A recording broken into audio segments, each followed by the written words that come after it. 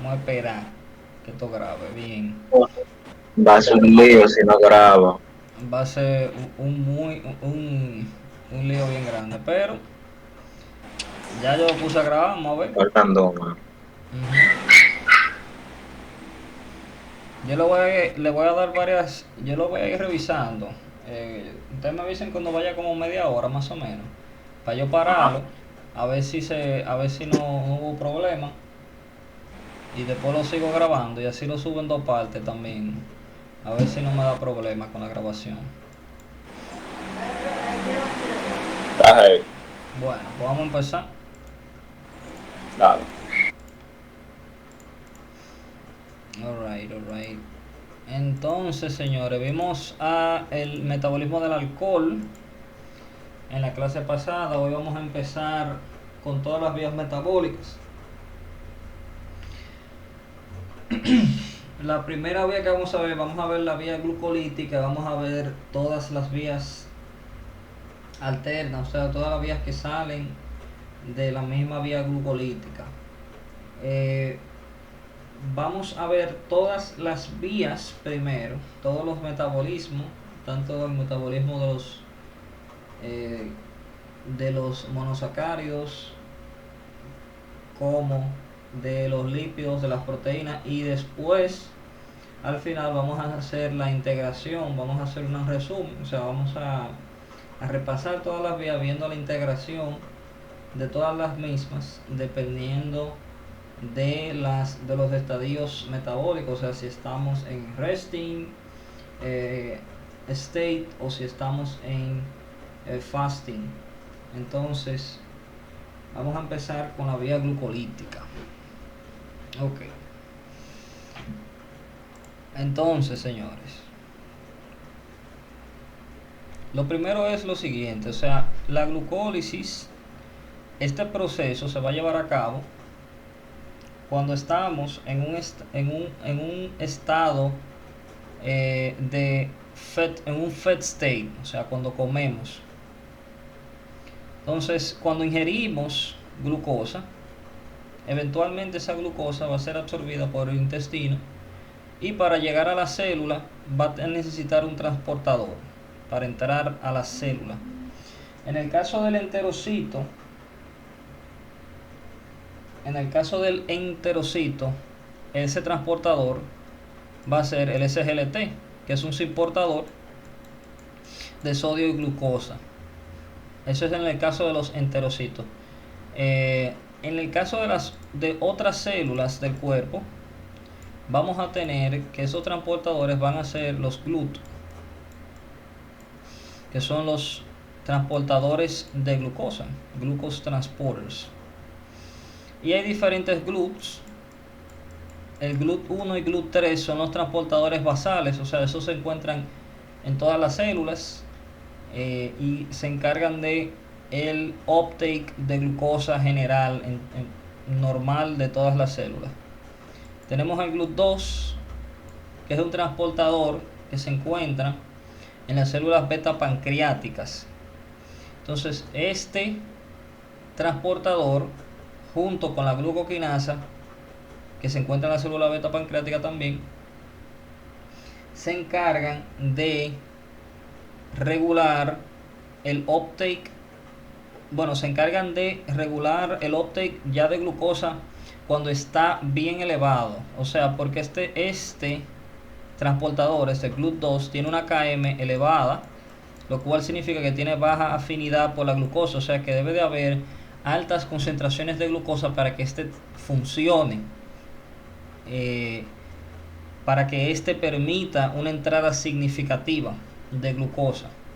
Entonces, este transportador funciona para la célula beta pancreática como un sensor de cuándo la célula beta pancreática debe de liberar la insulina. O sea que solamente cuando hay una elevación considerable de glucosa en la sangre es que este transportador va a estar funcionando y va a favorecer la entrada de glucosa a la célula beta pancreática para la liberación de insulina. Bien, entonces usted lo puede pensar como si fuese una función de sensor. Bien, entonces tenemos el transportador GLUT4. Este transportador es el único de relevancia para el step 1 que es insulin dependent. Es un transportador que responde a la insulina,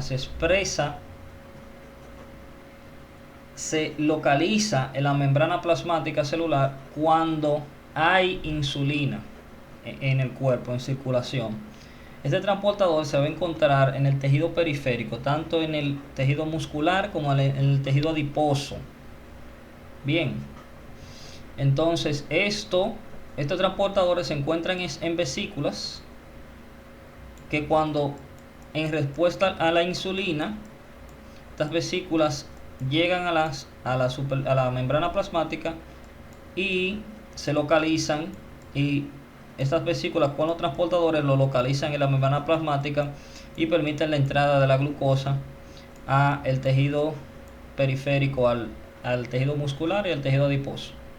Entonces, de esa manera, sí señor. Entonces, el GLUT4 es el único relevante full para el step 1. Te lo digo porque yo hice Anki de todos esos GLUT y me están dando problemas. No logro memorizarlo todo. Ok, es importante, pues, esos cuatro, debes de conocerlo, son los que son relevantes. El GLUT5 también, hay un GLUT5, pero ese solamente es un transportador para fructosa, es un transportador de Creo que hay fructosa. esperma, Perdón. creo que se encuentran los espermas, creo, el 5. Exacto. Es un transportador. Se encuentra también en el tejido, en los enterocitos, en la superficie de los enterocitos. Pero sí, en los espermas se encuentra porque esa es la fuente de energía. Eh, pero sí, son estos 5 GLUT que tienes que conocerlo para el step. Bien, Bien. el GLUT1 y el GLUT3 son los basal. GLUT2 alta KM, ya vimos cuál es la relevancia de eso. Eventualmente entenderemos bien a qué se refiere KM. GLUT4 son insulin dependent, son los que se expresan cuando hay exposición a la insulina. Y GLUT5 transportadores de fructosa. Ok, entonces eso es en cuanto a los GLUT. De esa manera es que la glucosa entra a la célula. Ok, entonces luego de que la glucosa entra a la célula ocurre un proceso, ocurre una fosforilación, que esta es mediada tanto por la exoquinasa como por la glucoquinasa. La glucoquinasa encontrándose en el hígado y en las células beta pancreáticas. La exoquinasa se encuentra en todas las otras células. Entonces, la glucoquinasa, la diferencia entre la exoquinasa y la glucoquinasa es que la glucoquinasa también tiene una KM elevado. Tiene una KM elevada, lo cual, como vimos, KM elevado significa baja afinidad, por ende solamente va a tener una función considerable cuando hay altas concentraciones de glucosa. Bien, eso obliga esencialmente al hígado a tomar la glucosa solamente cuando está muy elevada, a tomar la glucosa de la sangre. Bien, entonces de esa manera, por ejemplo, el hígado puede tomar esa glucosa y convertirla cuando está muy elevada y en exposición a insulina, porque también la insulina favorece su expresión. El hígado puede tomar esa glucosa y convertirla en glucógeno.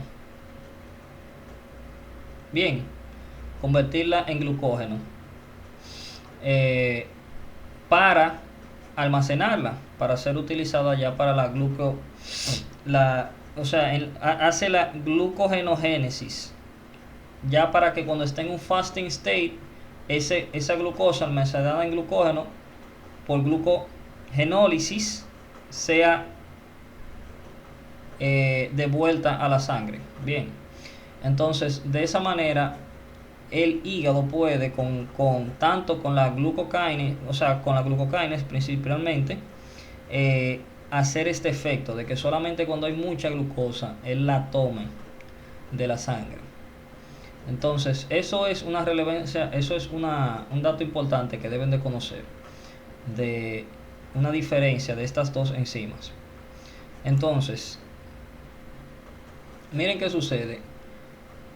Eventualmente se va a formar un compuesto, glucosa 6-fosfato, por ejemplo, un compuesto de glucosa monosacárido con un fosfato agregado. Entonces esto lo que tiene es la función de evitar que la glucosa salga de la célula.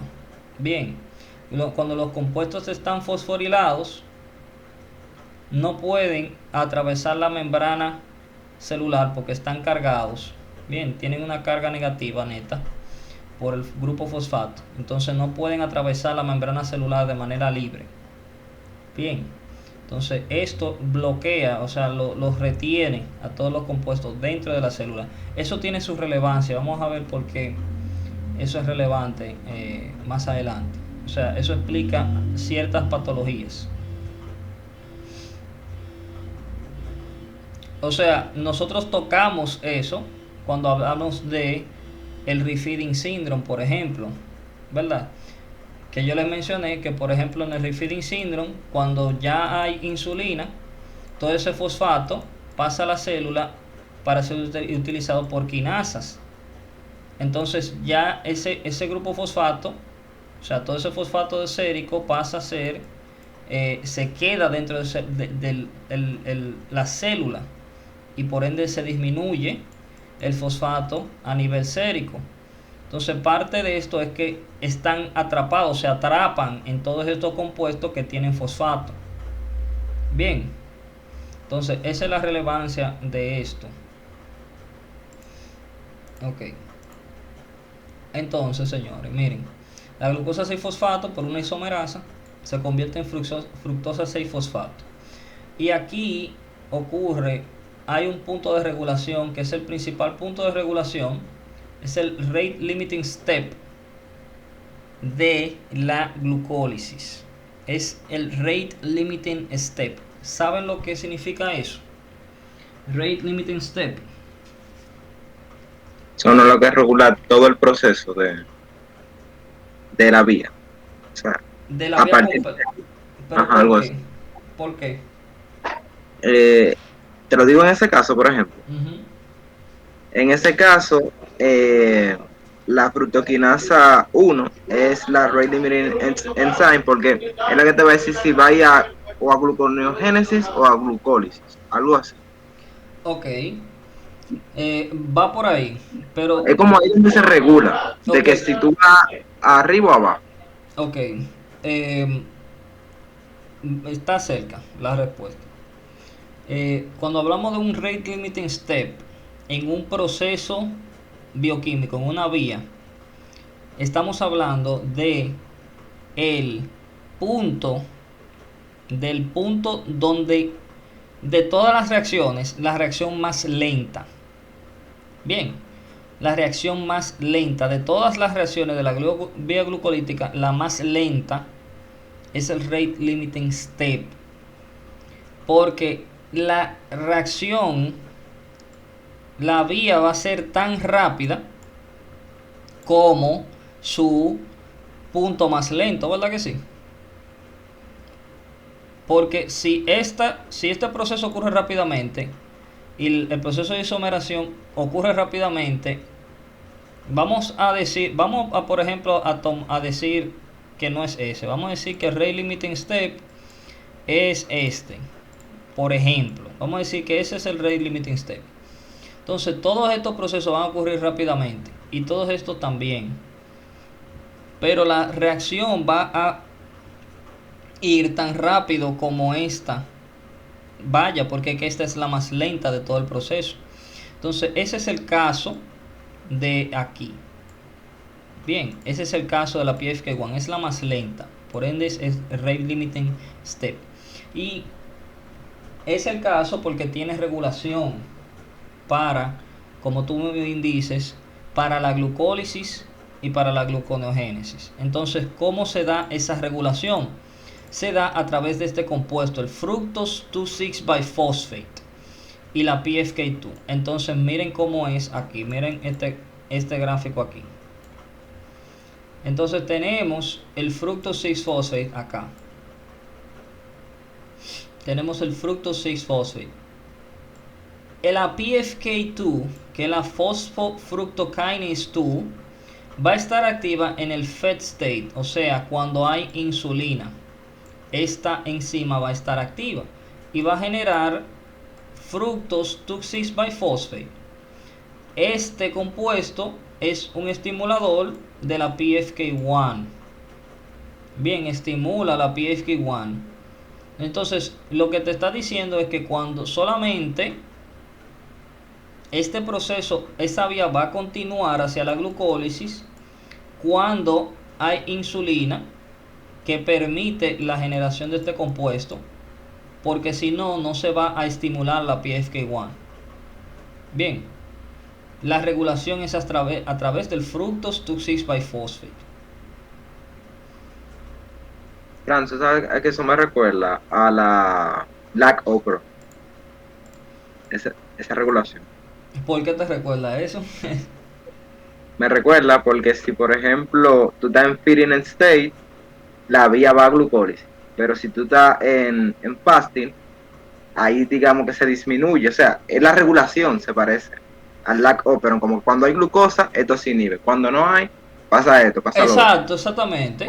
Sí, sí, tú lo puedes hacer la analogía más o menos, porque el lactoperon ya es a nivel de la expresión génica, pero ya esto es a nivel enzimático. Aquí estamos trabajando directamente con las enzimas. Entonces, sí, tú puedes decir, por lo menos en el punto de vista de regulación, se parece a eso. Entonces, es sencillamente saber que la insulina no estimula directamente al PFK1, sino que estimula al PFK2 para generar este compuesto, el fructose 2,6-biphosphate, que eso estimula el PFK1 y eso me favorece la glucólisis. Entonces, cuando no hay insulina, ¿qué va a pasar? En un fasting state, la fructose biphosphatase 2, que es una bifosfatasa que degrada el compuesto, lo disminuye. Entonces, lo que va a pasar es que ya el fructose 6-phosphate va a continuar hacia la gluconeogénesis. Bien, esto va a poder continuar hacia allá. Entonces, de esa manera, las dos vías no ocurren simultáneamente.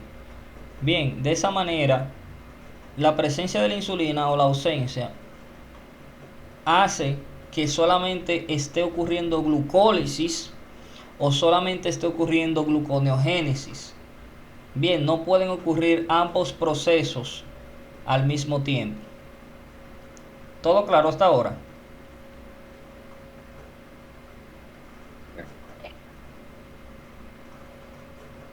Claro. Claro. Ok. Entonces, seguimos en glucólisis, ¿verdad? Estamos en presencia de insulina. Entonces, PFK2, fructose 2,6-biphosphate, se estimula la PFK1 y eventualmente tengo fructose 1,6-biphosphate, porque esto es una fosfofructoquinasa, o sea, es una quinasa de fosfofructosa, fosfofructosa. Entonces le estoy agregando otro grupo fosfato. Aquí ya tengo un compuesto que tiene dos fosfatos. Entonces tenemos la acción de la aldolasa que separa este compuesto en dos dihidroxiacetona fosfato, el DHAP, y gliceraldehyde trifosfate. Entonces, ¿qué va a pasar? Aquí yo consumí un ATP y consumí un ATP. Consumí dos ATP hasta este punto. Entonces este compuesto se separó en dos. Pero ¿qué pasa? Este compuesto, el DHAP, se va a convertir también en gliceraldehyde triphosphate a través de esta isomerasa, la triose phosphate isomerase. Entonces, eventualmente yo tengo dos gliceraldehído 3-fosfato. O sea que este proceso que voy a describir ahora va a ocurrir básicamente con dos compuestos de estos, dos veces. O sea, por una glucosa, yo eventualmente voy a tener dos de estos compuestos, dos gliceraldehyde trifosfato. Entonces vamos a ver cómo ocurre esto. Esto es una serie de enzimas que eventualmente va a culminar en que esto se convierta en piruvato. Entonces miren, esta reacción es muy importante. Tenemos la gliceraldehyde triphosphate dehydrogenase, que va a agregar otro grupo fosfato y va a generar NADH. Para que esta reacción funcione necesito NAD. Bien, necesito NAD para que esta reacción funcione. Entonces, ¿dónde dijimos que había mucho NADH y poco NAD? Alcoholismo, ¿verdad? Ahí ya sabemos, ahí hay una parte de por qué en el alcoholismo yo no voy a tener una vía glucolítica funcional. Ahí hay una parte, porque no tengo NAD, tengo mucho NADH. Entonces, continuamos. Fíjense, gliceraldehyde triphosphate dehydrogenase. Eventualmente este compuesto se convierte en 1,3-bifosfoglycerate. Entonces aquí hay una correlación importante en este proceso también. Yo tengo que agregar aquí un fosfato inorgánico. Entonces este es el sitio de acción de un metal tóxico que se llama arsénico. El arsénico reemplaza este fosfato inorgánico por el arsénico. O sea, en vez de ser esto, se agrega esto al compuesto. Entonces miren qué es lo que pasa. Normalmente 1,3-bifosfoglicerato eventualmente va a pasar por esta enzima fosfoglicerato quinasa y va a generar aquí ATP. Continúa 3-fosfoglicerato, 2-fosfoglicerato, enolasa, eventualmente fosfenolpiruvato, y por la piruvato quinasa genero otro ATP. Entonces, ¿qué sucede? Yo le dije que ese proceso ocurría dos veces, o sea, con dos compuestos. Entonces, si yo gasté 2 ATP, aquí yo estoy generando 2 y aquí yo estoy generando 2. Entonces, generé 4, pero le estoy restando 2 de lo que consumí. Entonces, yo tengo una producción neta de 2 ATP en la glucólisis. Entonces, eso es lo que pasa en la glucólisis. Pero que miren cuál es el problema con el arsénico. Para yo generar un ATP yo necesito fosfato, porque eso es lo que yo hago, le agrego un grupo fosfato al ADP. Entonces si el arsénico ahora reemplaza uno de esos fosfatos, ahora tiene arsénico esto en vez de fosfato. Entonces, por ejemplo, este ADP lo que va a tener se le va a agregar arsénico, y aquí sí se va a generar, porque sí va a utilizar el otro fosfato que lo trajo de allá arriba. Entonces, ¿qué va a pasar? Yo no me voy a generar 2 ATPs. Entonces, consumí 2, generé 2, voy a tener una producción neta de 0. O sea que la glucólisis no va a generar ATP neto. Bien, y eso es lo que le menciona en el libro, que el arsénico produce un estado en el cual no se está generando ATP, no hay generación de energía. Bien, y esa es la causa de esto. Entonces vamos a hablar de arsénico como tal. ¿Qué es este compuesto? ¿Dónde lo encontramos el arsénico?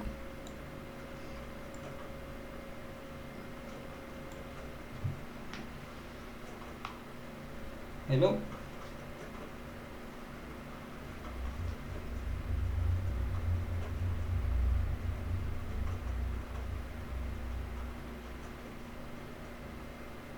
¿Me escuchan?